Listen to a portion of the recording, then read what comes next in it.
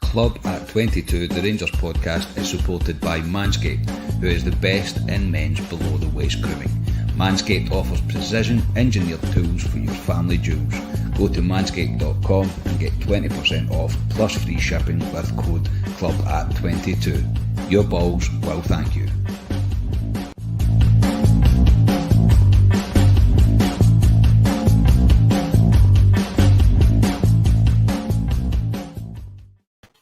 Hello everyone and welcome to Club Reaction to Rangers 2 Hibs now at a night of many forms of weather at Ibrox. I am your host Scott Carney and I'm joined by Ali Pearson. How are you, Ali? Not bad. Another win, another clean sheet, and I'm putting it down to me wearing this top because I wore this top on Sunday and I had the fear. I text you boys in the group chat to say, look, if Rangers get beaten Sunday, it's my fault because I've worn this top. And we won 5-0. So I thought, I've got to wear it tonight. And there we go, we've won another clean sheet. So I probably need to wear this top the rest of the season. Yes. You probably, mate. You probably can't take it off, to be honest. We are live tonight, just because we're recording a wee bit later on, and it's a lot less hassle for me. I thought we would just go live to bring you a reaction to tonight's game. So before we get into it, hello everybody. Comments are coming in. Hello everybody. Where's Scotia? He's got lifted by the Welsh Police. Yes, he has been lifted by the Welsh Police, and Craig Porteous is still after him. John as well. Evening, guys. Morelos is making up for games he missed for Colombia. He's so crucial for us. We will get into Alfredo Morelos. Don't worry about that. Before we get into the actual game, you can now join the channel to support us and help us grow for only 99p. The link is below. You just click join on YouTube to join. If subscribing's not your thing, you can buy the podcast a coffee. The link below that is for that is below this podcast as well. And as always, please like the videos, subscribe to the YouTube channel. 2 wee clicks for you cost nothing, but it makes the world of difference to us. So, Ali, tonight, before we get into the teams, etc., it was a bit of a wild night at Ibrox. Straight off the bat, I'll say it wasn't quite the performance we had on Sunday. However, Rangers did what they had to do tonight.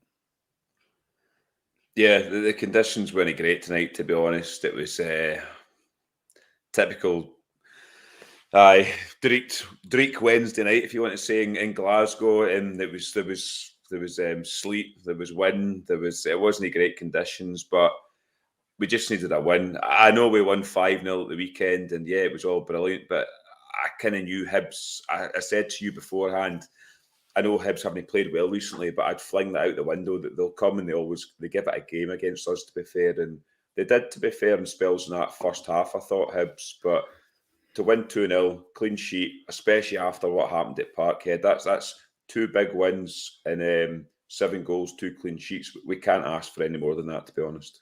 Yeah, spot on, mate. You pretty much, we could just probably end the podcast there, mate, to be honest, because what you just said is... I'm out of my bed. I know, it's pretty spot on.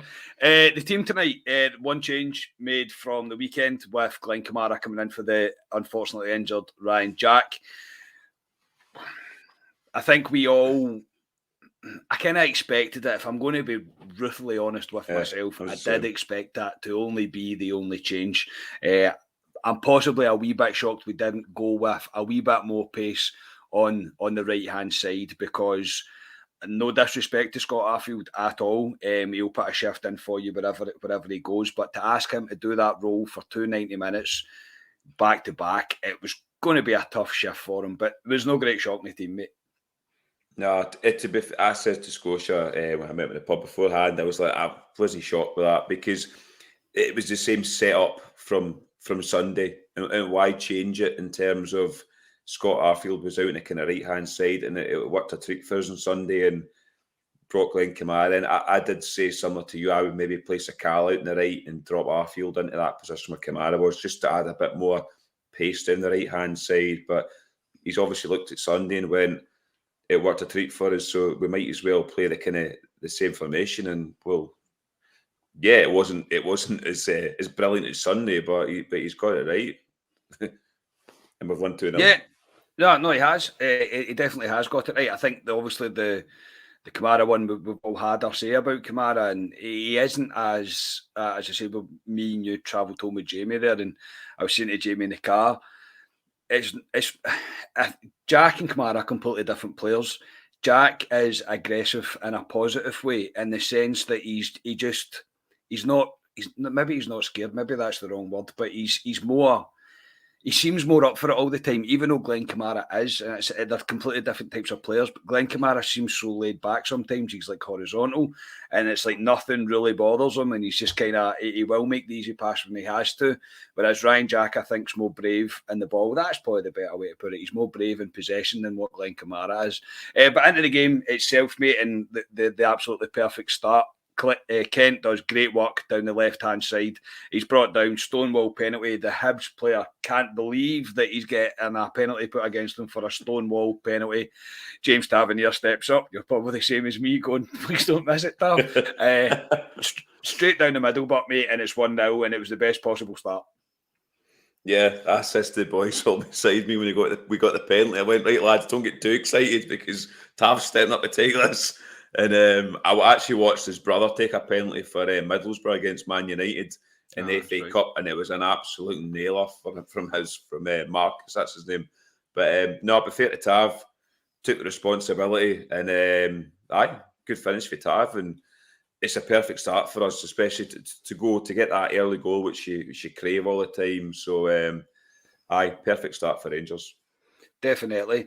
Ryan's just commented, that's me back home, boys. What time you going on at? I didn't know you were coming on. Are you coming on? Drop me, send you a link. Message me, Ryan. Jump on if you want, Ryan. Yeah. But no, it was a Stonewall penalty. All day long, it was a Stonewall penalty. And Rangers really did settle into the game, I thought. The unfortunate bit of the rhythm kind of got broken up. You know what Hibs are going to do? Hibs are niggly wee fouls. They want to break up the play. They don't want Rangers to gather any sort of momentum. And Hibs were attacking down our right-hand side. And I don't know what happened to Balogun. I don't know whether he's just twisted funny or whether he's had a knock. I'm not 100% sure. But he went down in the box, and it led to an early substitution for us. Borna Barisic comes on for Balogun, and Bassi moves into left back. Now, a lot of people there was murmurs in the crowd. It was weird because everybody knows that Borna's not really flying for confidence just now. And it was, when he first came on, I think he was a wee bit like a deer in the headlights. I also seen Van Bronckhorst not being very happy with how long he was taking to get ready to come on the pitch. He didn't really seem very happy. I think it was quite noticeable when Barisic did come on and Bassi moved to centre-back that John Lundstrom dropped much deeper than what he was. So I'm trying to be polite about it, but I think it was kind of out of the fire and out the frying pan and into the fire for Barisic tonight. Yeah, I would say the first 15, 20 minutes he was on when he came on the park, he looked like a player shot at all confidence, to be honest. And he picked up an early booking as well, which didn't help at all. I thought the booking was one of the ones where it kind of was a booking, but it was his first challenge. So it was it was a 50-50, to be honest, in terms of a booking. But yeah, I thought he was... Sorry, mate, I have to disagree with you there. He nearly fucking half the guy too. I was booking all day long. No, but you know what I mean in terms of it's his first. So I could see if he didn't book him, but it was a booking, but it was his first challenge. But he wasn't getting tight to the boy down that wing. There was a couple of times the boy put the ball in the box, and I thought, at one point I actually thought after 10 minutes of Barisic being on the park, do we hook him off and put somebody else on? But I was looking at the bench going, there was nobody else to bring on. But he grew into the second half, Barisic. I thought the last 15 minutes of the second half, he grew into it. A couple of all right balls in the box, and he looked a bit better. But he's short of confidence. But Barisic, I fully expect him to play. He probably will need to play against Annan on Sunday. So he needs to build up his confidence again, Barisic. But he's been through spells like this with Rangers where he's been short of confidence and he's bounced back. So hopefully he does. But Big Bassi, to be fair, I thought helped him out that side a lot through the whole game today. Yeah, I think Barisic did take his time, and it was going to take a few good passes, good positive passes, good crosses into the box, or at least good attempted crosses into the box, and he did settle down. But Lundstrom and Bassey were there to try and help him out. And I feel so sorry for Balogun because he was solid. Even from the start, he was winning his battle easily with the front player. I don't know if it was Nisbet he was on. I'm not 100% sure. But he was solid enough, and I just hope it's not too bad for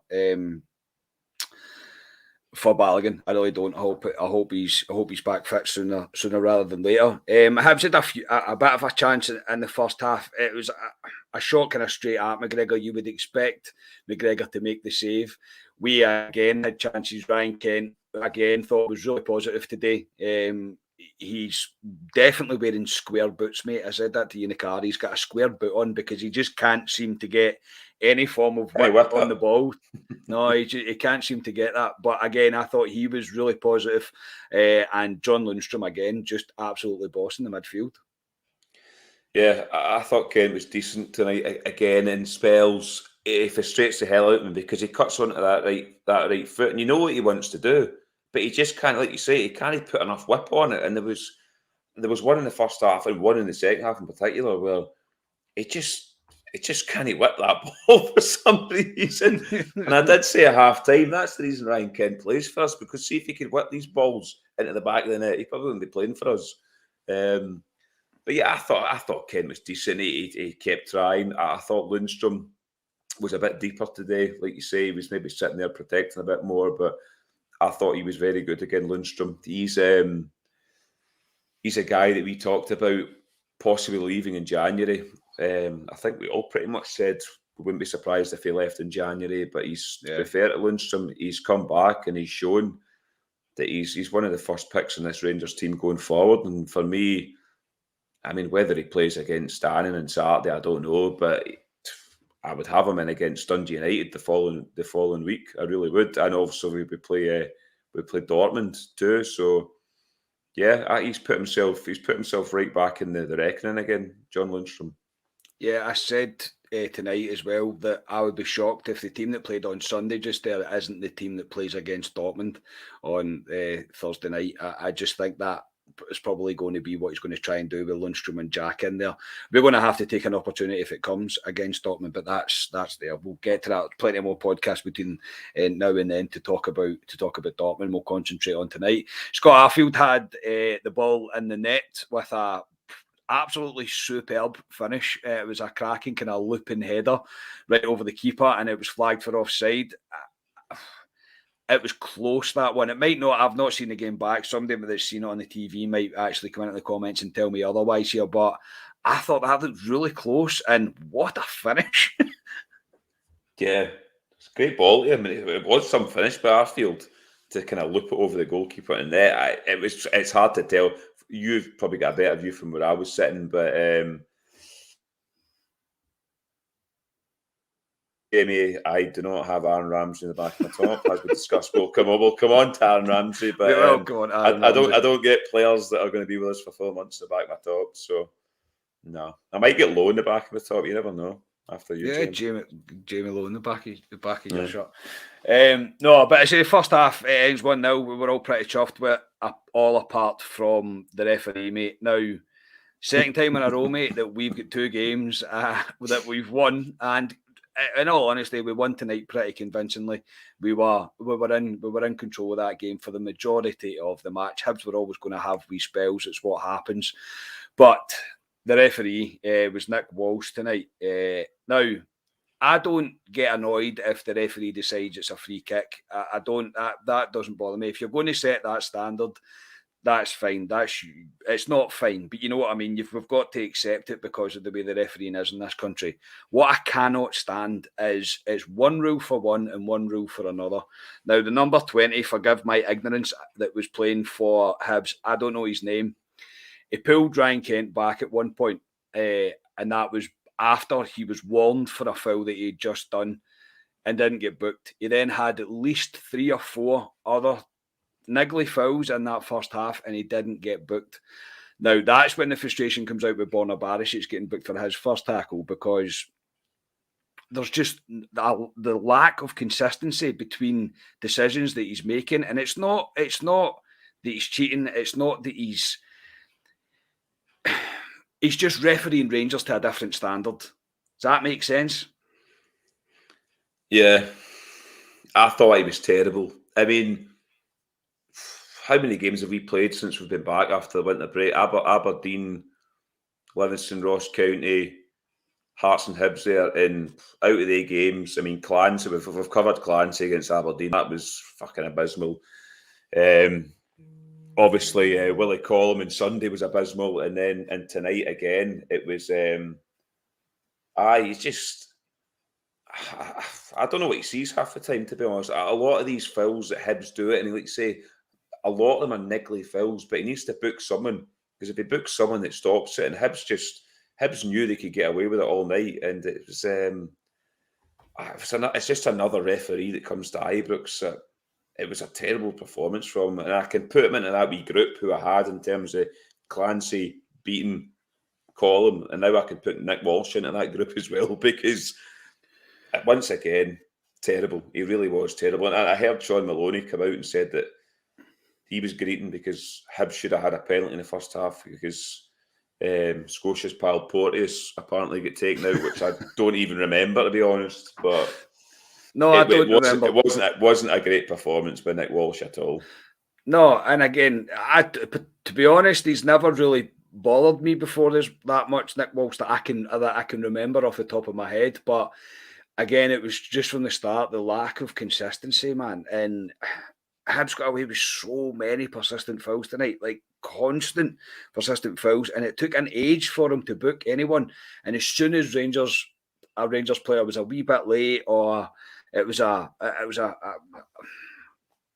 probably still a free kick, but as soon as it was a free kick, he was just so desperate. There was times he actually had his card out his pocket before he blew the whistle for booking a Rangers player. That's the way it felt tonight. Very, very frustrating, and it's just a reoccurring theme that we have to continue to go on with. So into the second half, mate. And again, we were talking at half time how we were just another goal probably seals this. It probably does the damage for Rangers, and I'd imagine that we would see the game through. And what a goal it was! Alfredo Morelos, the man of the moment right now. We were having a bit of a debate whether it was Lundstrom or Arfield that slipped through. Oh, was it Tav? It was God, Tav. Miles. I seen it on Twitter. It was Tav that slipped the ball through. Yeah. Well, we were miles away, mate. But the finish from Alfredo Morelos is an absolute thunderstrike. If that keeper doesn't get out the way of that pretty quickly, he probably loses a head. This is what Alfredo Morelos is all about right now. And again tonight, Alfredo Morelos, his hold-up play, his link-up play, his passing, his switcher play passing, everything was there. Alfredo again was superb tonight. Yeah, I thought he was miles above players in the park again tonight. Like I say, he scored 3 goals in the last 2 games. Yeah, but for me, it's not that. It's his link-up play. He's pinging balls across the park. It's. I don't know what they did to him out in Colombia. Honestly, I really don't know. I know they didn't play him, which probably annoyed him. But he's came back, and he honestly looks like a guy in a mission. He really does, and he's so important to us, Morelos, going forward. He really is, because even Kamar Roof coming in there, I know Scotia touched on Roof, that he's a different player, Roof. I mean, we need to play slightly different when Roof's there, but Morelos, he doesn't give them a minute's peace at the back, and they don't know where he is half the time. And again, obviously it was Tav that slipped the ball through, great ball for Tav, and he just bullets in the back of the net. And as we said at half time, the second goal would kill it, and when it went 2-0, I thought I couldn't see Hibs coming back at that. No, I agree. Curry Muncher has asked Scott, is that the wee top for the Bairn already been bought on the wall? Yes, it is. Yes, it is. That's Scotia's top. It probably fits, Scott. Scotia is Wayne's tops. He does. He does. He likes to fit in as small a top as possible with Scott. But yes, it is, mate. Yes, it was bought as a Christmas present. Thank you for noticing. No, I think Alfredo right now is just... You could see him even after he's celebrating, he's banging the badge, he's getting the crowd up, mate. And there was just a right buzz around the stadium after Alfredo scored. That was probably because there was a premature roar due to Aberdeen maybe trying to do something with their life, and that was a strange one. Really galvanised the atmosphere though, and things really picked up after there. But again, Rangers really controlled it. I think we were probably unlucky not to make it more. I think Hibs didn't look like they had much. Ryan Porteous then gets involved by basically cheating to try and get... who was it to try to get sent off? Arfield. Who was it? Arfield, so it was, because Arfield had been booked, that's right. So you try to get Arfield sent off. John Lundstrom gave him an earful, and I've slapped Nick Walsh with one hand, mate. I'll compliment him with the other. He pulled the captain aside for Hibs and said to him, you need to have a word with him because I know what he's trying to do. He dived. It was a blatant dive. He dived, I don't know how many times tonight. This is the kind of player that he is. He's a cheat. And this is why I remember links getting even comments that we were having, people saying we should have a look at Porteous. He is nowhere near a Rangers player, nowhere near Rangers standard. He's a pathetic football player. He really is. And he's definitely not welcome. He's hideous, and he got found out tonight. He was particularly poor. A few of his passes were pretty shocking. And yeah, it was the only time I will praise Nick Walsh tonight, because that was the only thing he pretty much got right. We made a number of subs, mate. You'll probably need to help me. Arfield come off, Aribo come off, Sakala came on, and so did Aaron Ramsey. Is that correct? And was that all we made tonight? Yeah, I think it was, wasn't it? It was nothing else. Yeah, that was all we made tonight. Again, Ryan Kent as well. We'll stick where we were before we go on Aaron Ramsey and Sakala. Ryan Kent, and even in the second half, I thought again was fantastic, doing everything correct. Borna Barisic was supporting him, getting up. Wee bit of lack of communication with the both of them a couple of times breaking forward. Maybe down to Barisic's confidence levels just now, but in the second half, it was more like Borna Barisic. Look, defensively, we've spoke about it before. When Hibs start to grow into the game a wee bit, as they did towards the end, and we look to tire off a wee bit, the gap between Bassey and Barisic, the one that we've seen before, the one that has been used against us so many times, it was still there. And I think you have to remember, no matter what, that Calvin Bassey is not a centre-back. But would you agree that it was more solid, but there's still work to be done to get him back to the Borna Barisic that we kind of used to know? Yeah, I thought he was steady, Barisic, the second half. I would say that.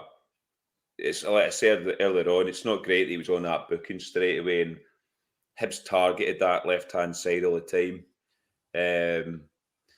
Big Bassey, I thought Big Bassey's not a centre-half, but I thought Bassey was really good tonight. I thought Bassey dug Born out a few times down that left-hand side. He really helped him, but going forward, depending what's happened to Balogun, I know we did well with that back four in terms of what we ended up there tonight, but I don't know whether we try something different. I know Hollander's close. Do you play him on Saturday? I think Scotia says Annan's a plastic pitch, and give me the fear playing Hollander on a plastic. You can't play in plastic pitches anyway. But I think one of the guys in the comments has said Sands, because he can play centre half. Do you give him a go? Do you bring Simpson in out the cold and put him in at left centre half? I don't know, because I just think Bassey offers us so much more as a left back, and I think we've seen that against Hearts, and I think we've seen that in the first 10-15 minutes against Hibs again tonight. So I felt a wee bit sorry for Bassey having to play in centre half, but obviously they had to do that job. But no, Borna, he'll play on Saturday, but yeah, he needs to up his game. Borna, he really does. Yeah.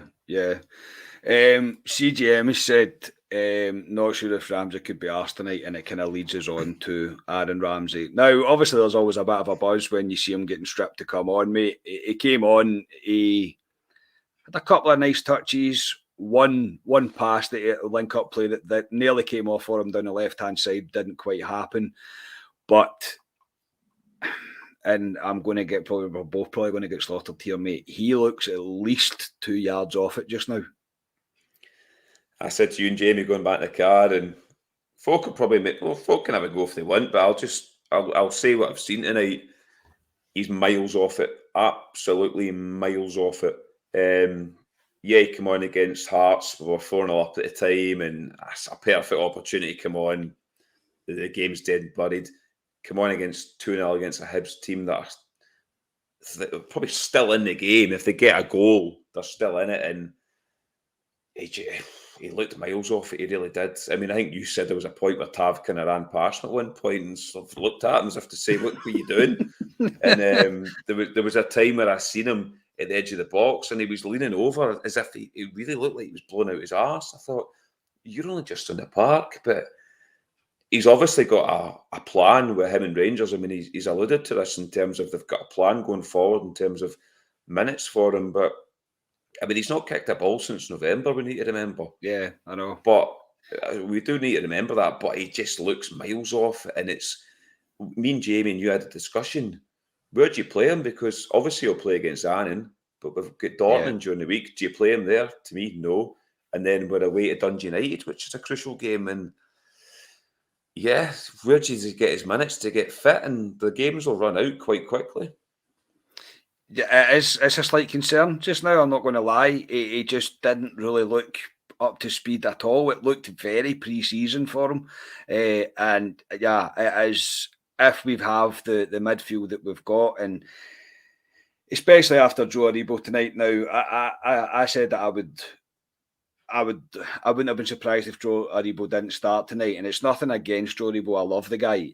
He's been our best player of the season so far. Alfredo Morelos is getting close to that now, however, but I think he looks leggy. But when hopefully they get a rest and we get a good refresh from the weekend, I struggle to see where Aaron Ramsey, if he's going to, where he's going to get the game time. It's not that I don't think he's a better player than what we have. Obviously, he's a world class player. He's not had the success in his career for nothing. He's a world name. I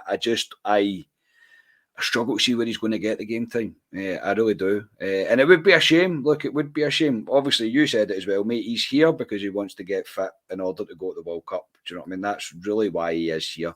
But I'm not writing the guy off by any stretch of the imagination before anybody says that I am not saying that. But tonight didn't really fill me with confidence. I'm like, because I agreed with you. I'm not quite the miles and miles off it, but he's definitely off it. Like there's not really any great doubt about it. He needs game time, and he needs game time fast. And I'm just not sure when it comes. Annan's probably the only time that I can see him starting in the next, because you don't play him against Dortmund, in my opinion, not in the current fitness level.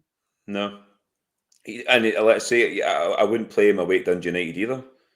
And then you play Dortmund at home, and then I'm trying to think we've got after that. I think we've got Aberdeen possibly at home again, but it's no. I think we'll just need to wait and see with Ramsey. I think we'll really need to wait and see with Ramsey. But in terms of Joe Aribo, he was. I mean, I'm Joe Aribo's biggest fan, as everyone knows on this podcast. But he was good, Joe Aribo, in that second half. But he was. He was running an absolute empty, to be honest. So Joe Aribo will not play on Saturday, but I fully expect him to play against Dortmund on a Thursday. Yeah, Ryan said, let's see how Ramsey gets on. Let's be honest, he's a bonus. If he plays at the minute, it will come. I hope so. And the Rangers rabble also. Hi lads, hat-trick versus Animal Sortum. I'll take that. I'll take that right now. An Aaron Ramsey hat-trick. Yeah, but again, Al McGregor was called into action near the end, mate. Again, a good save, decent save. A save you'd probably expect McGregor to make, and Hibs kind of blew themselves out of steam, and Rangers comfortably seen the game out. And we managed the game actually towards the end of the 90 quite well, I thought, and I thought we were in complete control. There was a few murmurs. Obviously, everybody's still a wee bit edgy, the fact that it was only 2-0, but I never really once thought we were in any great danger once we made it 2-0, and it's a pretty comfortable win. Another clean sheet, mate, and I said to you, 5-0 against Hearts, 2-0 against Hibs, both games at home. I'll take that every day of the week. No, that's exactly what, like I said at the beginning of the podcast, after that Celtic result a week ago. It's been the perfect reaction from Rangers. Obviously, we got what we wanted on Sunday. I mean, that was a perfect performance on Sunday. Tonight, the conditions weren't great. We're playing a Hibs team that, let's be honest, Hibs always give us a game. They always give us a game away from home or at Ibrox. And they were, I think they were never really in the game, Hibs, but I felt we were in control most of the game. There was that last 5-10 minutes where you naturally dropped back. McGregor had one real save of note that I could really think of, but in injury time, we kind of managed it out. We just knocked the ball about, to be honest. We didn't need to go and get the third goal in injury time, just keep the ball. Yeah. And that's what we did. And yeah, there we go, 5-0, 2-0. We roll on to Saturday against Annan, and hopefully that's just a routine victory for us over there. And let's hope so. As I say that there, it will be. But we couldn't ask for any more of a reaction from Rangers after what happened obviously at Parkhead. Yeah, back to keeping the zero, mate, and I think that's what it was all about. I think there's players really, really coming forward just now. Morelos, Lundstrom, even Kamara tonight. Kamara was good. I'm not being too critical of him. Kamara was good. He did his job really well. Broke up play a lot of times, but there was still a few times it was slightly slack and kind of the negative pass. But look, we were managing the game out as well, so I don't want to be too critical of the guy. He was probably doing the right thing, but right now emotions are high with everybody, because we're desperate just to keep putting 3 points on the board. But Rangers done that tonight, and I'm delighted to back to keeping the zero, 2 wins on the trot, and we move on to Saturday now. Yeah, so Ali, before we go tonight, mate, who was your man of the match tonight? I think you need to ask me that one. I think you'll be the exact same as me. Yes. The sponsors got it. He got it on Sunday. Alfredo Morelos all day long. I cannot disagree, mate. Alfredo was superb tonight. Absolutely brilliant. Everything that you want him to be, everything that you want him to be doing, it's Alfredo Morelos. He was just superb. And all the comments are coming in now as well, saying Morelos as well. So, no. I think massive shout out to Lundstrom again. Another one that I think's really taken this opportunity that he's getting a couple of chances, 2 starts in the trot for him. He's been superb. If it wasn't Anne at the weekend, I would fully expect him to start, but I think he might get a wee rest as well in order to get ready for the big game against Dortmund coming up. And Ryan's is Craig Porteous. It's always going to be Craig Porteous. Absolutely always going to be Craig Porteous. Scotch will never let that down, honestly. Never, mate. No, he'll never will. Or disliking the Welsh. Scotia's never going to let these things down. Right, everyone. Just a quick one tonight. As I say, just went live because it was a wee bit later. Thank you to everybody for coming in with the comments. Always appreciated. Ali, thank you very much, mate. I'll speak to you on Friday, mate, for a club preview ahead of the Annan match. Yeah, I think Craig Porteous' pal Scotia is actually hosting club preview on Friday. I think he is, lads. So you'll enjoy it. There'll be Welsh bashing, there'll be Craig Porteous bashing, there'll be all sorts going on Friday night. So strap yourselves in for that. But no, Scotia's going to get slaughtered. Yeah, no, he will. But no, like I say, good 2 wins, and it's good to be in a reaction pod. I did promise you I'd be on tonight, so there you go. Dedication. Yeah. Eventually dedication, mate. Eventually. Can't promise you Saturday, though. I think I'm going to pub on Saturday. So. Yeah, I'm not surprised at that, to be honest. Curry Munch at your balls. Well, definitely. Thank you. Yes, go to manscaped.com, use the code club at 22, and you'll get 20% off and free shipping. Curry Muncher's right, your balls will definitely thank you. And yes, shameless plug from me as always. Please like the video, subscribe to the YouTube channel, give us a wee 5-star rating on Apple Podcasts, and we will be back on Friday with a club preview. So until then, another 3 points, keeping the zero. It's all we can ask for. And Alfredo Morelos absolutely terrorising Hibs once again. So speak to you all next time, everybody. Cheers.